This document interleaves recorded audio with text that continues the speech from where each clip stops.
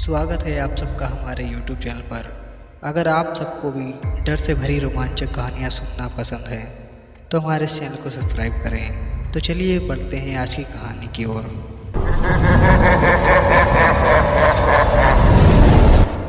अभिमन्यु अगली सुबह जब उठा तो वो बहुत तरोताज़ा महसूस कर रहा था। कल रात उसे बड़ी चैन की नींद आई थी। उसने उठकर एक बड़ी सी अंगड़ाई लेते हुए देखा कि दीनदयाल अभी तक चादर ताने सो रहा था। उसे दीनदयाल को ऐसा सुनते देख खुन्नस महसूस हुई। वो उसे ज़ोरदार आवाज़ लगाते हुए बोला, दीनदयाल कितना सोओगे, जल्दी उठो, आज बहुत काम है हमें। दीनदयाल झटके से उठकर बैठ गया। अभिमन्यु अपना बिस्तर ठीक करते हुए बोला, नाश्ते में पराठा और वही इलायची वाली चाय। दीनदयाल तुरंत बोला, हाँ सर, मुझे भी पसंद है। अभिमन्यु मुड़कर उसे घूरते हुए बोलता है, मैं तुम्हारी पसंद ही पूछ रहा, तुमसे बोल रहा हूँ, ये तुम नाश्ते में बनाकर खिलाओगे। ये सुनकर दीनदयाल का मुंह बन गया। अभिमन्यु उसे थोड़ी सख्ती से भी बोला, और ये गंदे मुंह बनाना बंद करो, जो कहा गया है वो करो। Come on, don't waste time. Deendayal उठकर कमरे से चला गया। अभिमन्यु ने अपना फ़ोन उठाकर टीआई दशरथ को कॉल लगाया। फ़ोन की घंटी बजी और कुछ देर बाद दशरथ फ़ोन का जवाब देते हुए बोले, हाँ अभिमन्यु, इतनी सुबह कैसे फ़ोन किया? फिर कुछ गड़बड़ तो नहीं कि तुमने प्रीति के साथ? प्रीति के नाम सुनते ही अभिमन्यु की त्योरियाँ चढ़ गई। वो बोला, नहीं सर, ऐसा कुछ नहीं है, मैं सिर्फ आपको याद दिलाना चाहता था, आप मोटर बाइक का इंतज़ाम करने वाले थे मेरे लिए। ये सुन टीआई दशरथ को मोटर बाइक की याद आ गई और वो बोले, हाँ मोटर बाइक मैंने मंगवाई है, मैं आता हूँ, थोड़ी देर में तुमसे मिल भी लेता हूँ और बाइक भी छोड़ दूँगा। यह कहकर दशरथ ने फ़ोन काट दिया।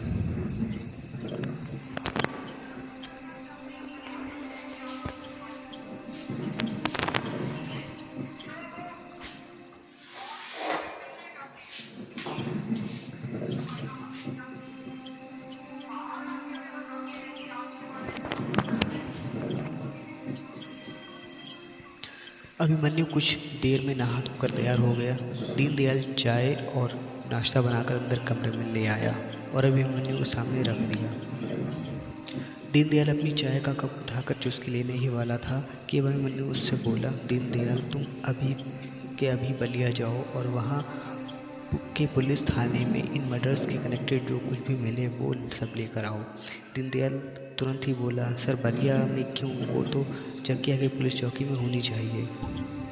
अभिमन्यु बोला, टीआई दशरथ ने बताया था कि उन्होंने सारे केस से जुड़े एविडेंस बलिया भेजे थे फॉरेंसिक जांच के लिए, तब से वे वहीं पड़े हैं। दीनदयाल मुरझाए हुए स्वर में बोला, ओके सर, और चाय की चुस्की लेने लगा। अभिमन्यु ताना मारते हुए बोला, आराम से चाय बाद में पी सकते हो, अभी निकलो। दीनदयाल चाय छोड़कर बड़बड़ाते हुए बोला, कैसा इंसान है, चैन से चाय भी नहीं पीने देता।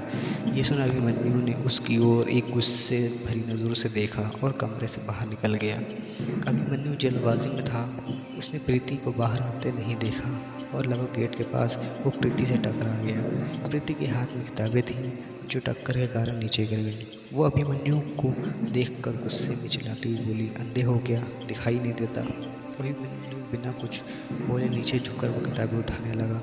उसी समय प्रीति भी किताबें उठाने के लिए झुकी और एक बार फिर से दोनों के सर एक दूसरे से टकरा गए। प्रीति की आंखों के अंगारे बरसने लगे। वो ज़ोर से चिल्लाते हुए बोली, सिर ही फोड़ डालो मेरा। अभिमन्यु भी चिल्लाकर बोला, मन तो कर रहा है तो मैं कूट कर रख दूँ। प्रीति किताबों को उठाकर खड़ी हुई और फिर बोली, यही संस्कार दिए हैं तुम्हारी माँ ने, खैर इससे ज़्यादा उम्मीद भी नहीं है मुझे उस गिरी हुई औरत से। ये सुन अभिमन्यु ज़ोर से चिल्लाकर बोला, प्रीति बार बार मेरी माँ को बीच में लाना बंद करो, पहले भी कहा है मेरी माँ के बारे में मैं कुछ नहीं सुन सकता। प्रीति गुस्से में बोली, बोलूँगी, बिल्कुल बोलूँगी, तुम दोनों माँ बेटे एक जैसे हो, एक नंबर के चोर हो। तुम क्या समझते हो ये पुलिस की वर्दी पहन लोगे तो तुम्हें 100 खून माफ़ हो जाएंगे? भूल गए 1 साल पहले तुम और तुम्हारी माँ ने क्या किया था मेरे साथ? अभिमन्यु गुस्से से लाल होते बोला, बस बहुत बोल रही तुम, अगर आप कुछ भी बोला तो मैं।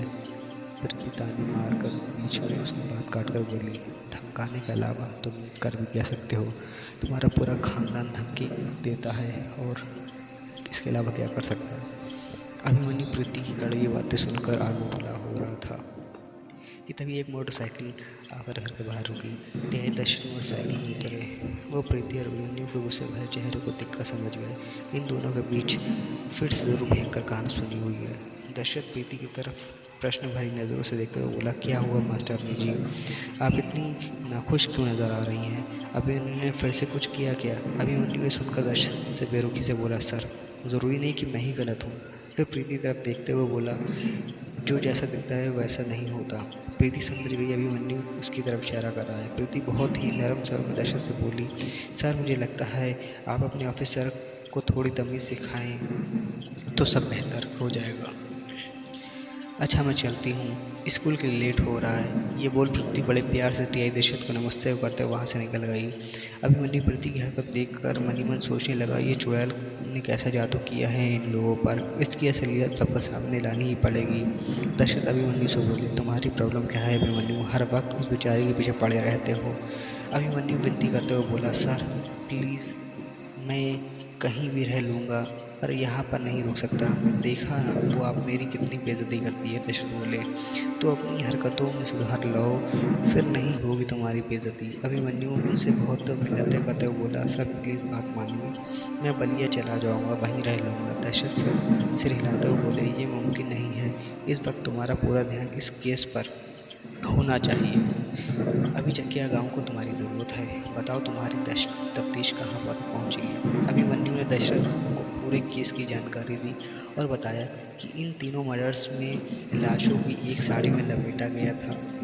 अब वो उन मरे हुए लोगों के परिवारों से मिलने जा रहा है, जो कुछ न कुछ वहाँ से ज़रूर मिलेगा जो इन केस की गुत्थी को सुलझाने में मदद करेगा। टीआई दशरथ उसके कामों से खुश होते हुए बोले, गुड वर्क अभिमन्यु, अब ये मोटर बाइक पर तुम फटाफट इस केस को सॉल्व कर लोगे। अभिमन्यु मोटर बाइक को देखकर खुश हो गया और उसने दशरथ का शुक्रिया अदा किया। दशरथ बोले, चलो मैं निकलता हूँ, मुझे भी काफ़ी काम है। अभिमन्यु हैरानी से इधर उधर देखते हुए बोला, सर आप कैसे जाएंगे, कोई आ रहा है आपको लेने? दशरथ सोचा और फिर बोले, नहीं मैं तो इस मोटर बाइक पर चला जाऊँगा। अभिमन्यु चौंक कर दशरथ की तरफ देखने लगा और बोला, लेकिन अरे मोटर बाइक तो आप मेरे लिए लाए थे ना। दशरथ शर्मिंदा होते हुए बोले, अरे ये तो मेरी मत मारी गई है, ये तो मैंने सोचा ही नहीं कि मैं वापस कैसे जाऊंगा। कोई नहीं, आज तो मैनेज कर लो, कल मैं वापस मोटर बाइक भिजवाता हूँ। अभिमन्यु दशरथ को ऐसे विभाग को देखकर दंग रह गए। दशरथ मोटर बाइक को किक मारते हुए वहाँ से निकल गए। अभिमन्यु अपने आप से हैरानी में बोला, कमाल है, ये आदमी है कि पजामा, पता नहीं किसने इसे पुलिस में भर्ती करवाया। सुबह से इतनी तेज़ गर्मी हो रही थी और अभिमन्यु को इस गर्मी में चलना बहुत ज़्यादा ख़राब लग रहा था, पर वो कुछ नहीं कर सकता था क्योंकि गांव में लोगों को आने जाने के लिए ई रिक्शा या बस नहीं थी। अभिमन्यु को दत्ताराम का घर ढूंढने में करीब 1 घंटा लग गया। दत्ताराम वही शख्स था जिसे दक्ष के बाद डायन ने होना शिकार बनाया था। अभिमन्यु पसीने से लथपथ दत्ताराम के घर पहुंचा और दत्ताराम के परिवार से मिला। जब परिवार वालों को पता चला कि अभिमन्यु एक पुलिस इंस्पेक्टर है तो वो सब घबरा गए। अभिमन्यु उनसे बोला, घबराने की कोई ज़रूरत नहीं है, मैं यहाँ सिर्फ दाताराम जी के मर्डर के केस के बारे में पूछताछ करने आया हूँ। ये बात सुनकर दाताराम के घर वाले एकदम खामोश हो गए। उनकी चुप्पी देख अभिमन्यु समझ गया कि इस बारे में कोई बात नहीं करना चाहता। अभिमन्यु एक और कोशिश करते हुए बोला, अगर आप मुझे दाताराम की हत्या के बारे में कुछ नहीं बताएंगे तो मैं अपनी जांच कैसे करूंगा? कुछ सोच दाताराम का बड़ा बेटा बोला, साहब क्यों आप ये सब पूछ रहे हो? कई महीने हो गए इस बात को। भगवान मेरे पिता की आत्मा को शांति दे। उन बेचारे ने तो कभी किसी का बुरा नहीं चाहा, पर उनकी किस्मत में शायद ऐसी भयानक मौत ही लिखी थी। अभिमन्यु ने यह बात सुनकर तुरंत बोला, इसलिए मेरा यह जानना ज़रूरी है। मुझे पता है कोई ना कोई वजह ज़रूर है। बताएगा उस दिन क्या हुआ था? वो कहाँ गए थे? कहाँ से आ रहे थे? कुछ तो बोलिए। लाख कोशिश करने के बावजूद अभिमन्यु को दाताराम के घर वालों से कुछ नहीं मिला। उसने ये जान लिया था कि दाताराम के घर वालों के मन में एक डर बैठ गया था और वो उस डर का कारण भी जानता था।